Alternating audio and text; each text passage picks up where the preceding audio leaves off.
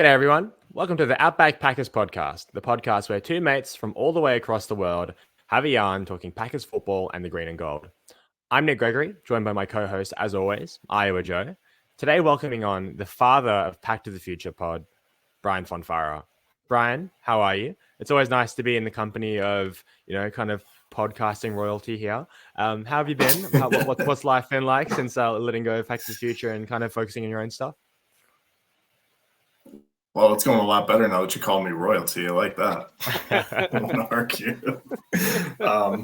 No, things have been good. I miss being on the mic. Glad to be here today. I retired, if you will, for fatherhood, and now I have two little girls, and they are my life. And oh man, it's fun.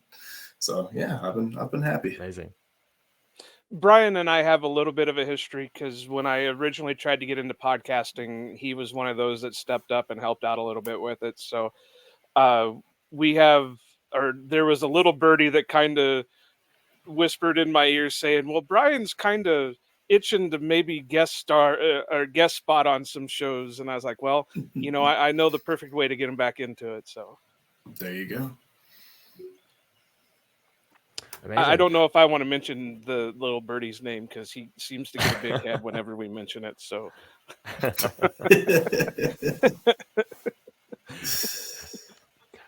So kind of every week we start the show, we kind of just like to see what's going around the NFL. Obviously, we're just about to emerge from the depths of the off season into training camp. But something I do want to kind of talk about here, guys, is this whole running back contract thing. It kind of seems like we're at a really tough spot in kind of the cycle of the NFL and contracts, and this really ties into like the rookie contracts and the NFL CBA. So the deadline for franchise tagged running backs to get a full extension has passed, and no one was extended, right? So like I said, we're in kind of this weird spot where running back value has never been lower. But, that doesn't mean that there's not extremely talented running backs in the league. I mean, where are you guys at as far as paying these guys and, their value in general? Me personally, and this is kind of sad. I really hope Aaron Jones sticks around for a bit because I was looking at some of the numbers for the topics we're going to do later, and like him being our best running back of all time is totally not out of the question.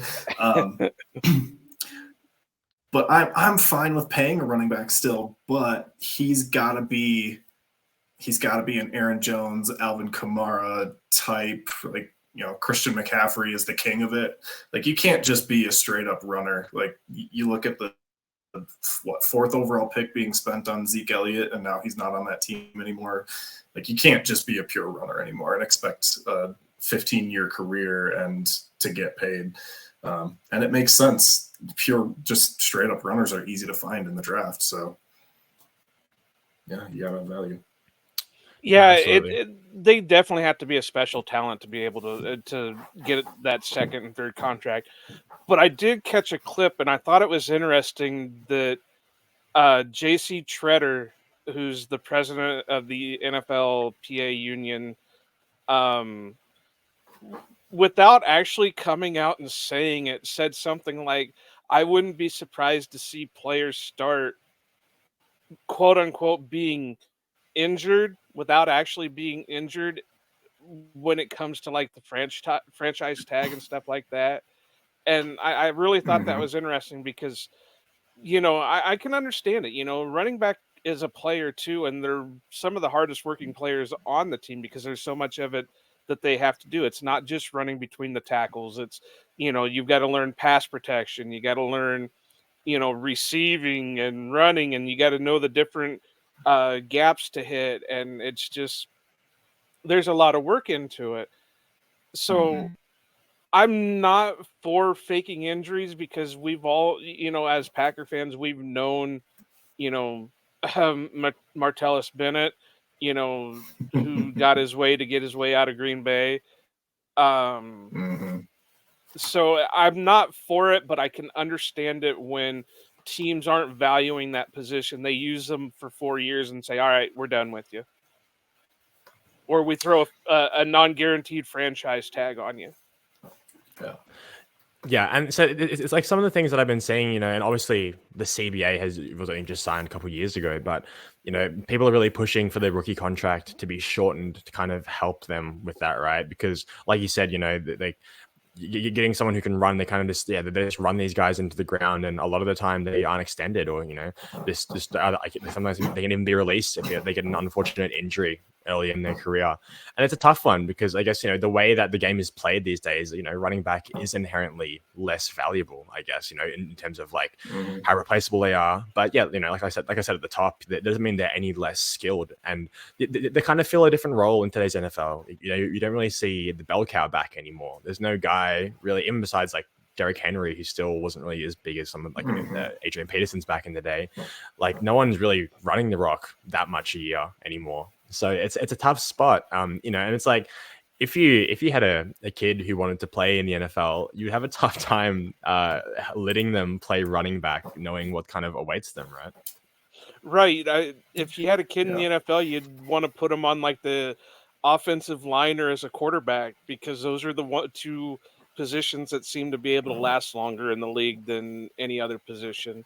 Brian, I know you got a couple of kids. What are your if you had to get them going to train them to get in the NFL, where are you putting them? Long snapper. There you go. You still get to retire a millionaire. Like the injuries for long snappers are non-existent. Like, I mean, seriously, like looking back, I mean, I'm nowhere near the size for it, but you just start snapping the ball when you're 12 and don't stop until you're 40. Boom, you just carved out a nice career. Yeah, no kid. I didn't even think about that one. In terms of longevity, they have to be up there. Hey, like even like kickers eventually kind of they lose their leg, but like if you're a long snapper, you could last a fair while out there. Well, what was it? Rob Davis had like or was it which one of them that went on to be like a Packer exec had like a 14-year career as a long snapper? Was it Rob? That's Rob Davis. I think so. Yeah, they just that's what I was going to bring ever. So I didn't even think about that one, but yeah, you're still making a ton of money, and you don't have all this, and you don't even have to play the whole time. You go in for like maybe a dozen plays. You do one thing. Yeah, that's it. On the subject of CBAs, though, the idea I used to float on the Pack to the Future podcast and would still just love to see is kind of the MLS model. And for those who don't follow soccer, MLS CBA allows for, I think it's now 2. They're called designated players. And what those players get paid don't count against the payroll. So like you could go pay Aaron Rodgers $40-50 million a year, Mahomes, 80-90 million, and it doesn't count. You have still all that cap space to pay people, and suddenly it's not that big of a deal to pay your running back. And if you've got a guy like Derrick Henry, who's not a huge asset in the passing game, you can afford to keep him around. I'd love to see something like that. That would be interesting, and it would still allow for the salary cap to be there. I mean, it would start hurting like some of these teams that, let's just say the Packers the last few years, where they've had the top corner, the top tackle, the top this, and this. But it would have been a lot easier if you could have socked, Aaron's contract and I don't know, Bakhtiari's contract for not counting against the cap. That'd be interesting. I could go with it. Yeah, I feel like if you had that rule, you'd probably have to limit it to no quarterbacks, because I feel like it'd probably be pretty easy to kind of sidestep a lot of stuff. But yeah, one of the ones that I saw that I thought was interesting is just pretty simple, just changing how the like the tag is calculated for running backs, and like stopping teams from being able to tag players multiple years in a row, which I think is already like pretty fucked up. I mean, the whole like the Kirk Cousins thing, how many times he got tagged, and like the fact that you can play on the tag, not have a deal, get injured, and then get tagged again. It's just like it's pretty pretty team friendly, we'll say. I would be all for getting rid of the franchise tag, period. I know it's easy to say you like it as a fan because it's so easy for just everyday fans to say, oh, we'll just tag him at the end of the year. We'll just tag him at the end of the year. But it's not that simple. But like you just brought up, Nick, these players that are getting multiple tags, and I would love to see the franchise tag just go. But I'd be down for Brian's suggestion, or I wouldn't want to completely do away with the salary cap, but I would like to see maybe like a baseball tiered salary cap that if you hit a certain threshold, then you've got to pay a certain luxury tax or something like that. Yeah. As long as we're stealing stuff from other leagues, what about the way the NBA, like you can do a sign and trade?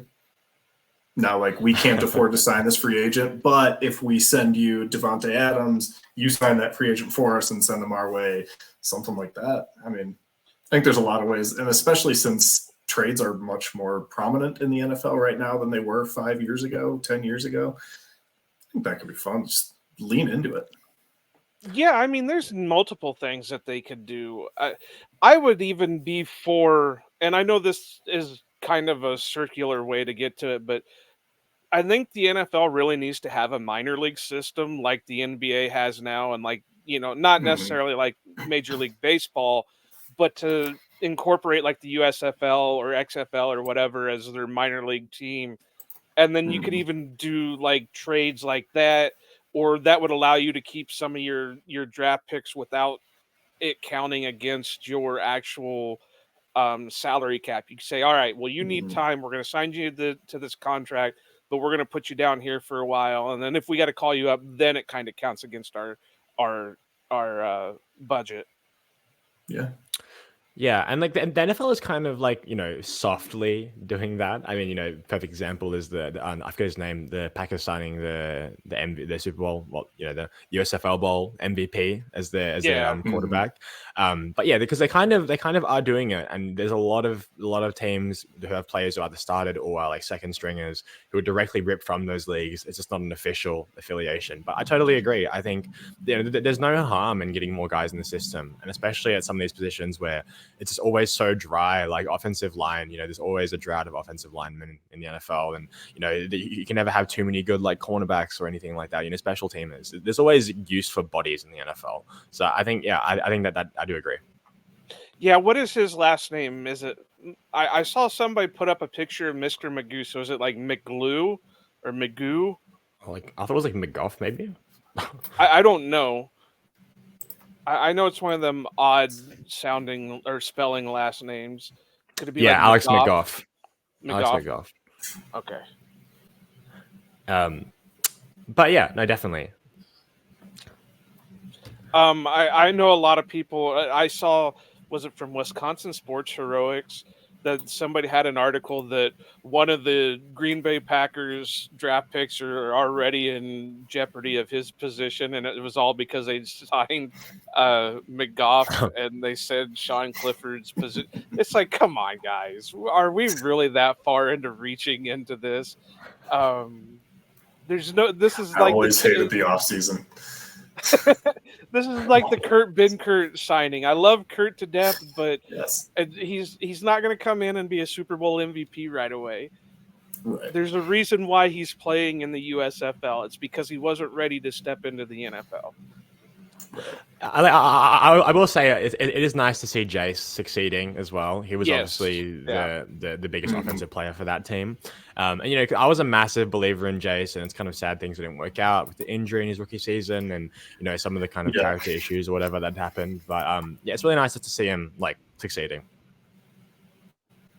Definitely, I was very high on Jace. There's actually audio from my old podcast where we watched the draft pick live, and we were very excited for that pick. And it's pretty, between, like you said, the injury, the kind of off the field stuff that he had a little bit,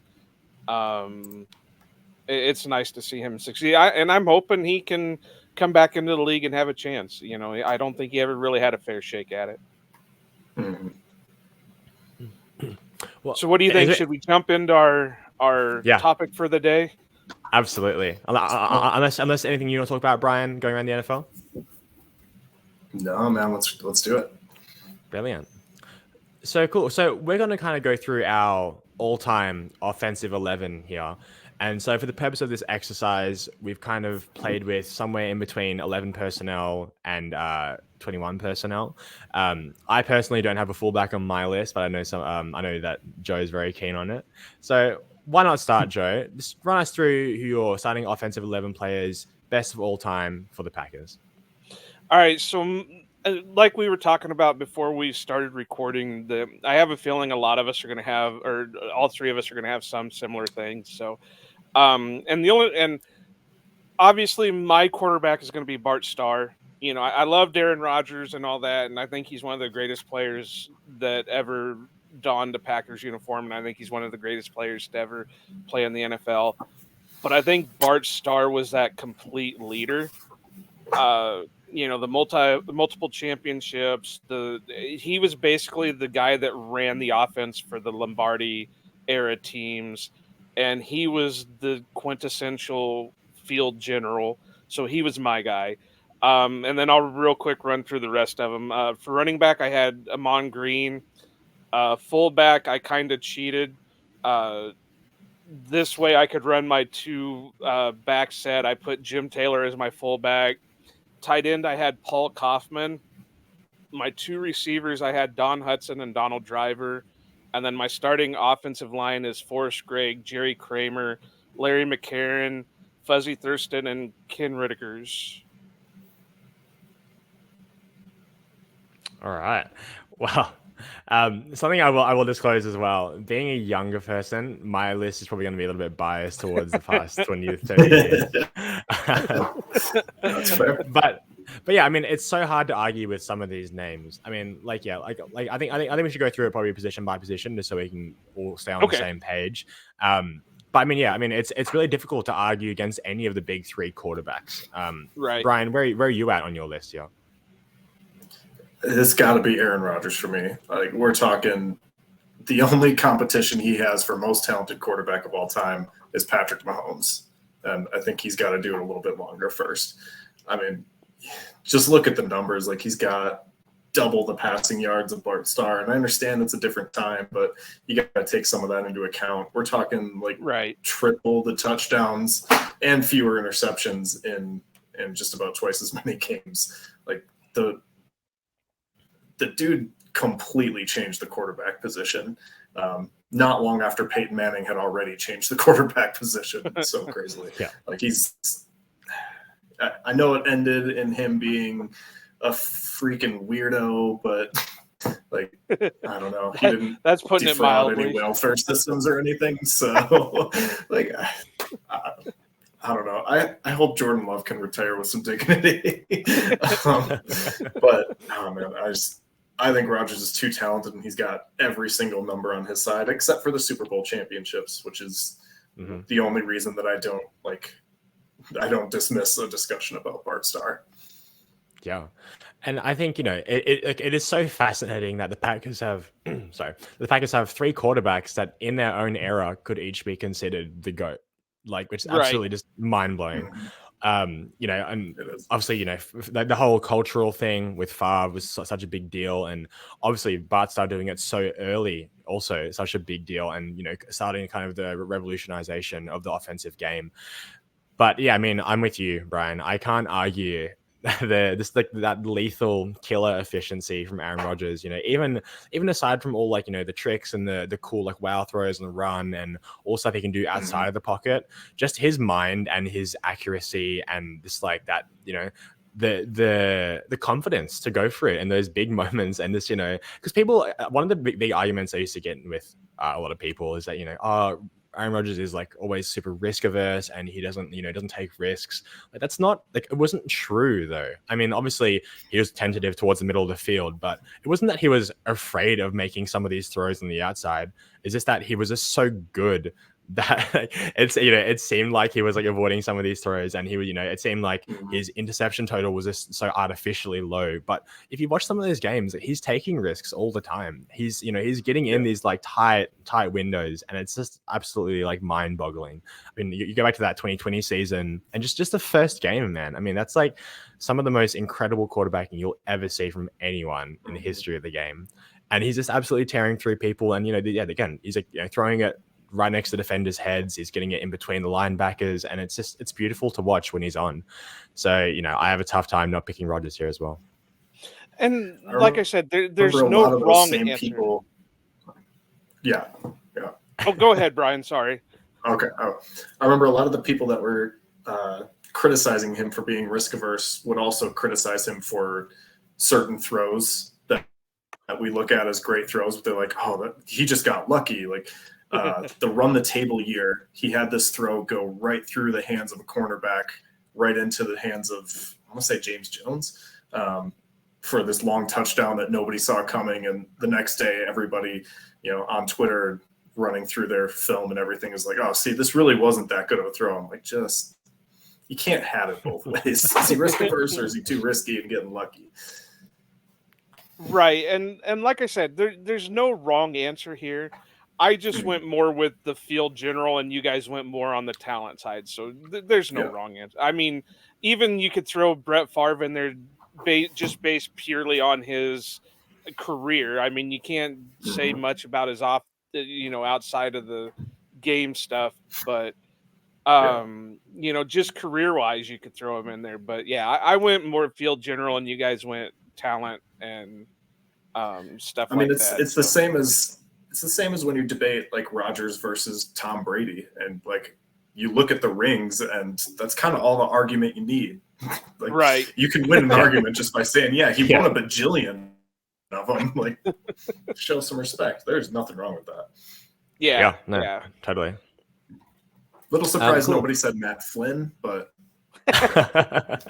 surprised no one said Deshaun Kaiser. I mean, man, you know, that game he started against the Bears. You know, if you grew up in the 80s, or maybe late 70s, you could have threw Lynn Dickey in there. I mean, come on now. So, like, this next segment, do you want to get to wide receiver first or running back first? Let's go ahead and do the running back, because I can slot the running back fullback in there. So go ahead with your guys', since I've already kind of mentioned mine. Yeah. Brian, do you want to start? Yeah, I don't think there's any surprises. I didn't play the game and put Jim Taylor at fullback, so I just had to put him at running back. I mean, the numbers all speak for themselves. Yeah, I think Amon Green definitely deserves, at the very least, an honorable mention, just being the all-time yards leader. But then you look at Jim Taylor, in 15 more games, he had 27 more touchdowns. Like, that's absolutely insane. The man was on a different planet. Like, he's unbelievable. I just don't think there's a true debate there. No, there's not. All right, youngin, what's yours? Who's Jim Taylor? No, yeah, I mean, look, it's like you said, for the same reasons, in an era where that is how you lived and how you died. I can't help but have such respect for those guys. I mean, yeah, I can't argue against Jim Taylor. Like you said, shout out to Amon Green. For me, being the young guy, I think it's really hard to sometimes recognize real greatness when you're kind of in the midst of it. And, you know, granted, Aaron Jones has not been used as much as he probably should have been, whether that's because of injury or coaching. But I mean, in terms of just raw efficiency, his numbers are mental. I think, I'm not sure if he still has it, but in like leading through the season, he had like over 5 yards per carry average. Still, even through those years where he was getting used less and some of the shoddy interior offensive lines, he's a guy that can do it all. I mean, really, he's the perfect modern running back in the NFL. Fantastic vision, great contact balance. He can catch. Obviously, he's a fantastic receiver. He can block, which is something that people don't always talk about. Is that he's a fantastic blocker. And he's just he's such a perfect team guy as well. I mean, he really has the whole package. And I think if he was on a team that really wanted to ring his bell more often, I think he would have a lot larger numbers to kind of go with that. And you see it in some of these games where they do rely on him. I think of kind of that Kansas City game a few years ago. Pick and choose any Cowboys game you want where he destroys them. He's such an exciting, fun player, and he was probably the best player on our offense last year. Yeah, And both of them are great. Obviously, Brian and I were thinking a little bit the same. I just kind of cheated the system a little bit. But I went Amon just because of, like Brian said, that he's the franchise's leading rusher. I think he still holds the record for the longest touchdown run for the Packers at like 99 yards or something like that. And I remember that day. what's that? I remember that day. That was a big day. Yeah, it was a great run. I mean, yeah, and to think that he was just kind of a cast off from Seattle. He was just this fumbling machine, and then he turned into the Packers' greatest, biggest asset for years. So it made sense for me to go like that. And then, like I said, I just cheated the system so I could put Jim Taylor. But in my mind, I have Lombardi as my coach, so we would be running the 2-back system with the Packers sweep going on. So you need your thunder and lightning, and what better thunder and lightning than getting Amon and Jim Taylor? No kidding. Oh boy, yeah, man. Yeah. I'm also just looking deeper at Aaron Jones's numbers now, and just like I alluded to, 3 more seasons here, and he might be our leading rusher. Yeah. On top of that, he's at 1,800 receiving yards for his career with 17 touchdowns. Like, the dude's got the numbers. Yes. And yeah, he is still at 5.1 yards per carry for his career. Like, yeah, that's good. that's kind of like the magic number we talked about earlier too. Yeah, totally. No, absolutely. Yeah, I think something that I do kind of want to talk about just briefly is, like, the fact that I am younger, kind of looking at these younger players and whatever. I think it is also important to be like, it's like there is like also kind of a bias sometimes that comes with older players, and the kind of, like me and Joe talked about this a little while ago with like Jermichael Finley, right? And he was obviously quite talented and like physically gifted. But I think, it's a little bit misleading to act like he's like the best tight end of all time in Packers history. I think it's like, not necessarily with you guys, but sometimes when you get into these discussions with people online, they're quite like hesitant to put any kind of recent players from the past 10 years on any of these lists. And obviously some positions that's for good reason, but I think it's also good to have the conversation about it as well. No, there's no doubt, and there's nothing wrong with Aaron Jones. I mean, I love the guy. If I can, there we go. I love the guy to death. He's a great guy. His parents really did right by him. He's if you ever meet him, it's always yes sir or yes ma'am, or whatever your pronouns are, and it just he's very humble, but he shows up on the field, and Nick and I had this discussion all of last year throughout the games. It's like, when we were doing our over-unders, it was, is he going to get over under 5 carries in the next game? And it was just getting frustrating every time. But he's obviously one that would go on the list too. But beings we're doing our starting 11, there's just so much of a history for the Packers. I was even thinking about putting Canandeo on there just because he's, his numbers and being a Hall of Famer and all that for his era would have been a solid person to be putting at halfback. Absolutely. So let's go into the wide receivers then, shall we? I think since I had 3 wide receivers, I'll start with my 3. I think it's hard to go past Hudson, obviously, number 1. It's kind of the reason that the position exists, and I think it's quite difficult to argue against him. Even when you look at the era, and if you adjust and compare those numbers, it's still like absolutely mind-boggling. After Hudson, I've gone for Sterling Sharp.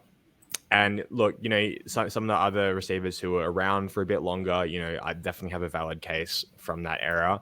I just think, he's kind of like, he's one of, if not the biggest what if in NFL history when it comes to injuries. And, one of the only receivers ever to hold a triple crown as well in an era where he played against Jerry Rice. I just think that he's such a crazy, talented, specimen of a player, and it would be kind of a shame to not include him, even if it is kind of slightly on the more hypothetical side. And then I have to go for Devontae Adams. It was tough to not put Geordie on the list, as I'm a big Geordie fan, but I think the way that Devontae plays the modern game, I think he's kind of the perfect receiver. He can do everything. I mean, obviously he doesn't have the high end speed, but when it comes to technique, everyone knows his releases and his kind of lightning fast first step. I think he's just really is a good do it all kind of receiver for the modern game. I'm kind of interested in seeing what Brian put down, because it's weird, or not weird, but it's interesting that you got the younger one putting more of your modern ones and stuff like that. So I'm kind of interested to see what Brian did with his. Yeah, and mine might show like my exact age relative to you. So I obviously Don Hudson is in there. We all agree on that. He's our Hall of Famer. The numbers are there. There's no discussion. I mean, 99 touchdowns is 26 more receiving touchdowns than anyone else in our history. Like, you can't ignore that. So I chose two receivers with a shout out to Sterling Sharp and Devontae Adams as the two most talented we've ever had, like without question. And if Sterling Sharp doesn't get injured and if Devontae Adams doesn't get traded to Oakland, their numbers, especially Adams, would probably surpass absolutely everybody in just about every category. But I went with our all-time leading receiver, and that's Donald Driver. That's fair. Only one to eclipse 10,000 yards. Still, like, the touchdowns aren't quite there at 61 when you've got guys like Sharp and Adams both have more, but the guy was just there for so long. He did absolutely everything for so long. I couldn't leave him off the list. I think we got a pretty good mix here. Yeah, I had to do a coin flip because I was either going to put Donald or I was going to put James Lofton. And I kept wavering back and forth on him. It was finally like, all right, well, Donald's the all-time leading yards guy, so I think I'm going to slot him. And him, just like Aaron Jones, is such a humble guy, good guy, and all that. There was never any issues with him or anything like that.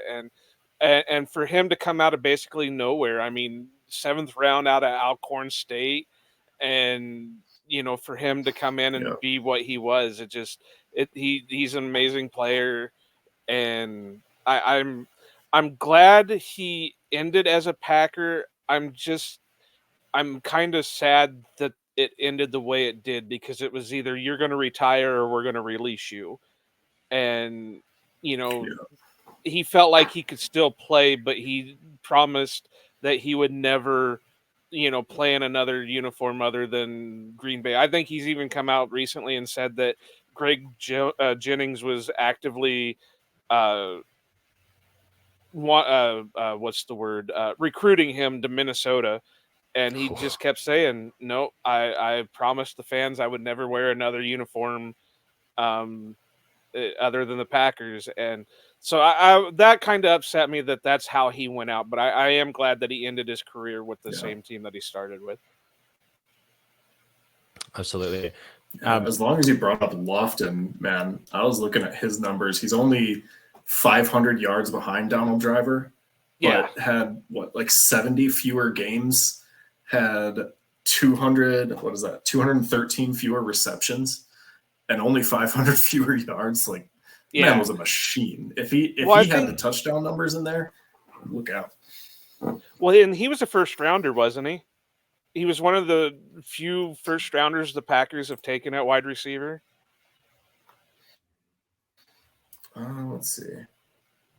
Actually, no, he was the 127th overall pick. Okay, I was thinking something else. But yeah, I mean... No, I'm looking on the wrong line. I'm sorry. Ignore me. That was the wrong line. Hang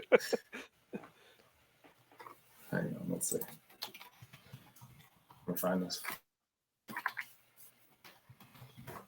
I suppose if I wanted to, I could look for it too. Yeah. He was... You are right. He was a first-round pick, yeah. Dyslexia. He was the 6th overall pick. Yep. In 79, wasn't it? Or 78? 78. Yeah. Okay. Because I was going to say there's only been like a handful of wide receivers the Packers have drafted in the first round, and he was one of the last ones. Mm-hmm. And so, I mean, that Walker. just, yeah, it was him, and then it was Lofton, and then there was like a long period, and then Javon Walker was next, and we haven't drafted one since in the first round. So, I mean, when you see that kind of record the Packers have with wide receivers, you know they must have really loved that kid to take him in the first round. No kidding. Absolutely. Now, what do you guys have for a tight end here? Well, since I cheated and put a fullback, I only have one tight end. Yeah, me too. Yeah, same. and mine's the same as Joe's. It's Paul Kaufman. Yeah. Another situation where the stats just leap out at you much more than anybody else, and I didn't feel there was a choice.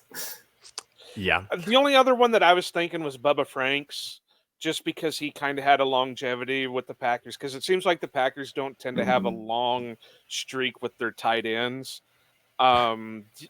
So it came down between Kaufman and Franks, and I know Frank's a little bit better because he was in the time that I was growing up, but stats, games played, everything else, you couldn't go wrong with Kaufman. But I'm waiting for the youngin to tell us what he got, because I'm interested in that one. So Luke Musgrave. No, yeah, I mean, you guys are totally right. There you go. Love it. Kind of going through, everyone, because I always try hard to kind of like understand the older players here. But I can't look past Kaufman. I mean, like you said, Joe, Frank's definitely in consideration. But I mean, it's like you really have to make an argument, and you don't really have to make an argument with Kaufman. It's kind of, you have to disprove that he's the greatest, really. So, I can't argue with that. Now, in the next section, I will definitely be showing my age. This is the one that this is the offensive line as a whole I found so incredibly difficult. Because the Packers have a long, storied history of incredible lineman play, and it's like we're actually quite spoiled, especially on the interior. And also just because I didn't watch any of these guys play. I hear one of them on the radio quite often. The Packers radio, and doing the Packers videos for them. But I mean, seeing these guys play, it's a totally different story. And obviously, we've been in touch with Fred Thurston. He's kind of another guy who's on my list. But his grandfather's on my list. But yeah, again, I haven't seen many of these guys play. So look, I'll go through mine. My left tackle is Bakhtiari. At guard, I have Fuzzy Thurston. At center, I have either Jim Ringo, Larry McCarron. My other guard, I got Jerry Kramer, of course. And at my other tackle, I have Chad Clifton. So I have a feeling I'm probably about to get roasted a little bit here with your guys' choices. But I mean, go ahead. No, really, I was thinking about putting... Now, you kind of have Chad Clifton out of position if you have him at your right tackle. Well, yeah. But I was really considering putting him as a left tackle because he had a longevity, but he did have some injuries here or there. But you can really, with the offensive line, you could plug and play almost anybody because, like you said, there is a long history of offensive lineman play. But I don't think you can go wrong with a lot of the Lombardi era ones just because there's so many Hall of Famers out of that line that it's crazy. Yeah, but it's pretty ridiculous. But Brian, who you got? Yeah. Mine was actually very, very close to yours, Nick. I also put Bakhtiari. Just his longevity, his protecting Aaron Rodgers' blindside all these years, coming on as a rookie, 4th rounder, I want to say, and jumping in. Fuzzy Thurston, Jim Ringo, and Jerry Kramer, 100% on board with those. For my right tackle, I also went pretty recent, and I went with Clifton's counterpart. I got Mark Tauscher in there. Yeah. Sure. Yeah.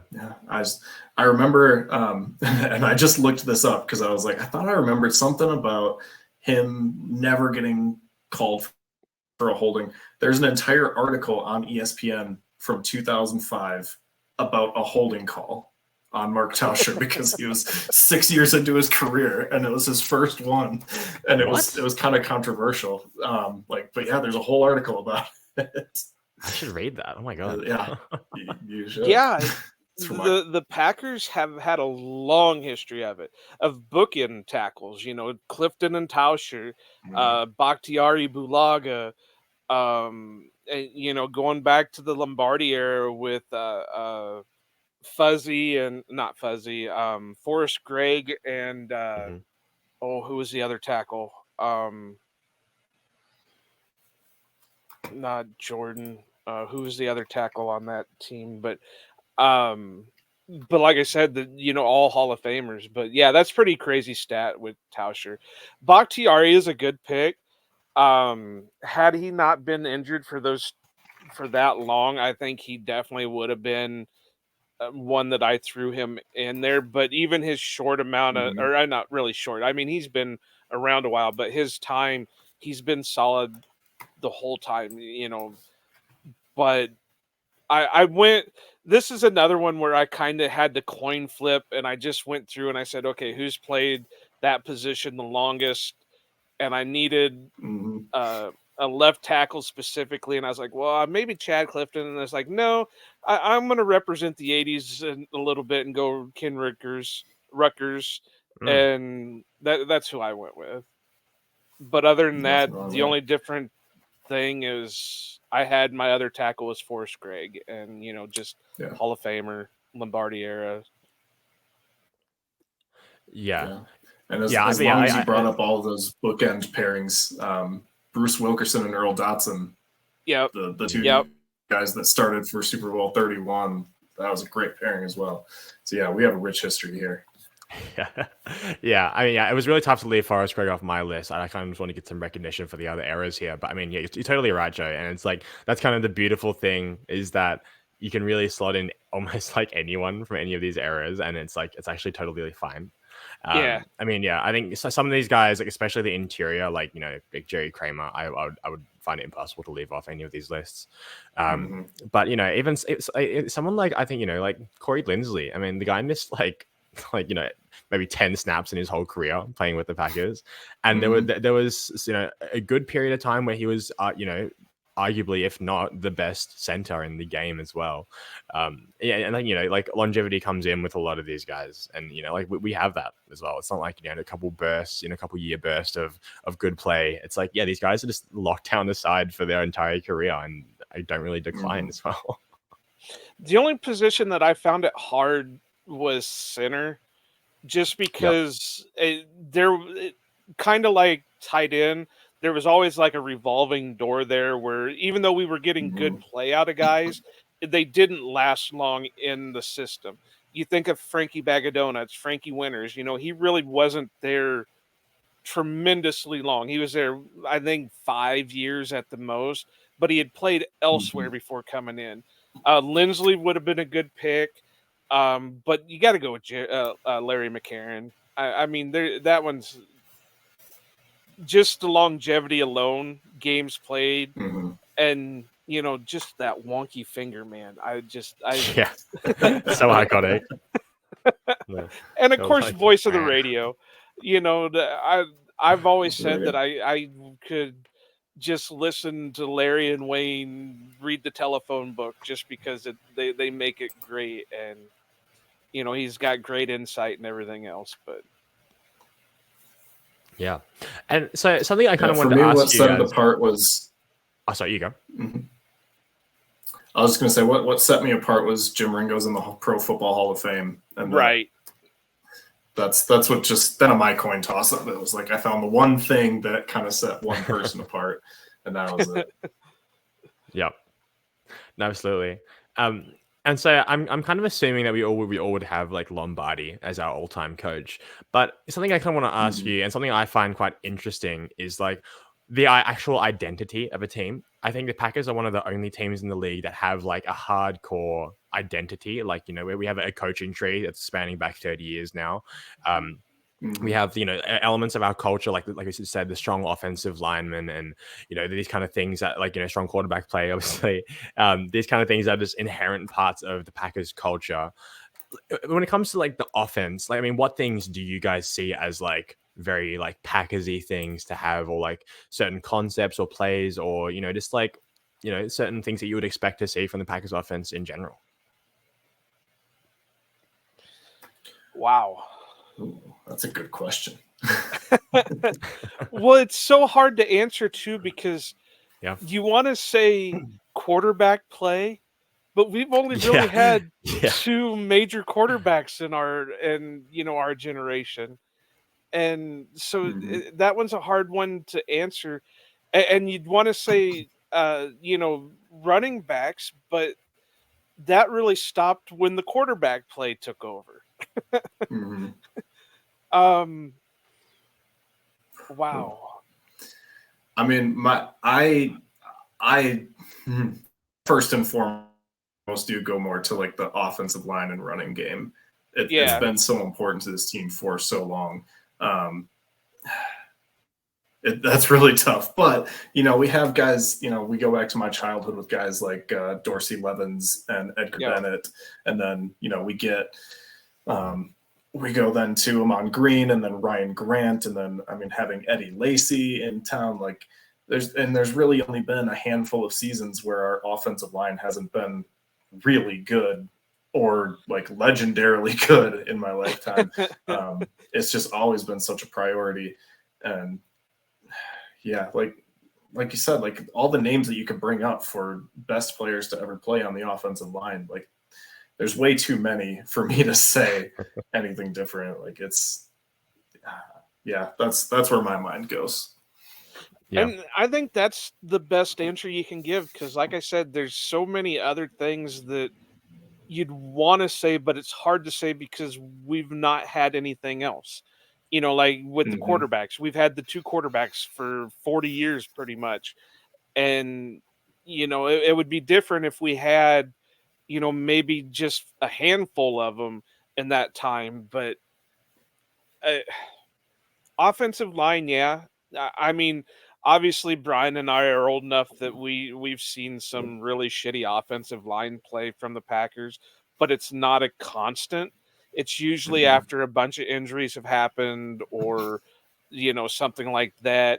I mean, you got the Marshall Newhouse era and the Don Barclays, and, you know, the year Byron Bell was in there, and stuff like that. Right now, man. But, you know, for every one of those, you have a Bulaga, or you have a Bakhtiari, or a TJ Lang, and a Josh Sitton, and guys like that. So, yeah, the offensive line would have to be the identity. And it makes sense with the Packers because they're a cold weather team. And, you know, they always say that in the cold weather, you win or lose in the trenches.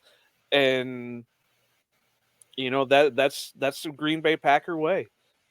Yeah, and again, you guys are totally right. It's still one of the teams in the league that builds from the inside out. You know, they start in the offensive line there. Up until last year, you know, Brian Gutekunst had drafted an offensive lineman or multiple in every single year of his tenure.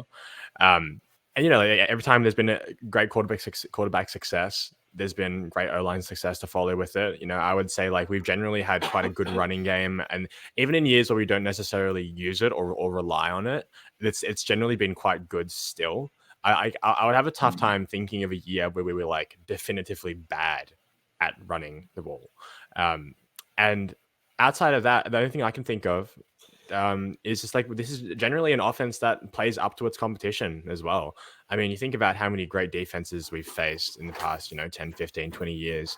I'd say it feels like it's been quite rare that we've been truly shut down by a good defense. I mean, even this thing as recently as this last year, the Eagles defense, you know, we talked about this last week. But even with Jordan Love at quarterback, we still had a chance to win that game. But the Bills, even like the Packers, their offense shows up generally. I mean, it's like that year with the 2018 Bears. The undefeated Cardinals with literally nobody at receiver. These are all games in my recent memory, of course, but the Packers, they generally have been an offensive minded team, and they play up. They don't generally don't fall short in these big moments against hard teams. But the 1 year where the running game wasn't the greatest, the defense led most of the way for the season was the Super Bowl year. I was just going to say that. That's nuts. That was the first place my mind went. I was like, I do remember a couple years where we couldn't run the ball. And one of them, oddly, was when we had Franklin and Lacey, and we just couldn't get up over like 2.5 or 3 yards per carry. It was bad. But then the other one was that Super Bowl year where all year it was nothing. And then James Starks explodes in the playoffs a little bit, but that was it. And then boom, Super Bowl. Yeah, that was crazy. I mean, they were pulling guys off of practice squads. What was the Dimitri Nance and there was one other guy, but then you had Brandon Jackson on the team who, while wasn't a great running back, was a solid receiving threat out of the backfield. Great blocker. Yeah, and and then like you said, James Starks coming on late, but he had started like the season on PUP or whatever because of an injury, and nobody knew what he could do, and he just exploded. But Ryan Grant went down early, and there was that year. I think of it all the time because nobody thought they were going to do anything, and they went all the way with it. Yeah, I wasn't podcasting or blogging or anything at that point, but I was complaining to all my friends and family about Mike McCarthy that year. Like we were 3 or 4 weeks left in the season, and we just looked done and cooked. And like I was like, okay, maybe we can keep him around. He did turn it around and got us to the playoffs, and then nobody saw us as the 6th seed going all the way through. That was amazing. Yeah, that's amazing. Yeah, it's a great team. Yeah, that's a good one. That's why we follow it, right? I think we could do a whole nother podcast. You can do this next time I'm on, and we'll just dedicate an hour to talking about running backs that everybody forgot about. Or just like the guys who are like the flash in the pans, like Sam Congato. And oh man, hey, put some respect on that name. It's Dr. Sam Congato. It's Doctor. It is Doctor. That's right.